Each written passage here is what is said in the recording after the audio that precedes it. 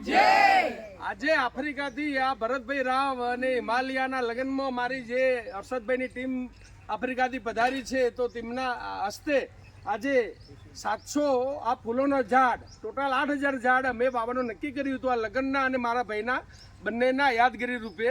તો આજે આફ્રિકાની ટીમ પાસે અમે આ ગ્રીન ગ્લોબલ બ્રિગેડના કમાન્ડો બનાવીશું અને એમની સાથે વૃક્ષારોપણ કરાવીશું.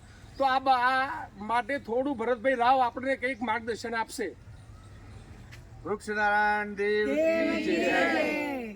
જીતુભાઈના આ તિરુપતિ ઋષિવનની અંદર અવારનવાર આવા લાભ અમને મળતા રહે છે. ખાસ કરીને અમે આજે મારા દીકરાના હિમાલય અને મેશ્વાના લગ્ન નિમિત્તે હમણાં 14 તારીખે લગ્ન થઈ ગયા અને આજે રિસેપ્શન, આજે રામ સીતા વિવાહનો દિવસ છે, માગસર સુદ પાંચમ, એટલે આજે રામ સીતાના વિવાહનો દિવસ છે નિમિત્તે બંને આ લગ્નના નિમિત્તે અને બાબુભાઈની તબિયતના નિમિત્તે જે કંઈ અમે આ વૃક્ષનું રોપણ કરીએ છીએ એમાં સદાય બધાને ખૂબ સારી શુભકામનાઓ, શુભેચ્છાઓ મળે.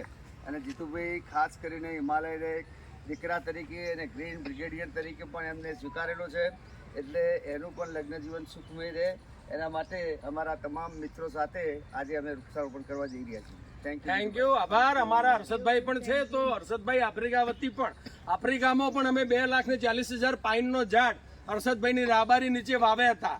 તો હર્ષદભાઈ પણ 2 શબ્દો આજે અમારા ગ્રીન ગ્લોબલ બ્રિગેડને કરે અને આફ્રિકામાં મોટામાં મોટી ટીમ અમારી ગ્રીન ગ્લોબલ બ્રિગેડની વધારે વધારે કાર્યરત છે. હર્ષદભાઈ, અમારે જે ભગવાનને જ પ્રાર્થના કરવાની કે આવું અમે આફ્રિકામાં કામ કરતા રહીએ.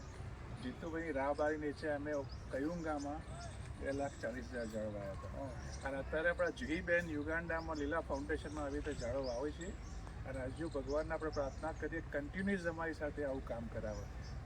Thank you sir. Thank you. Okay, ચલો બધા હું ખાડામાં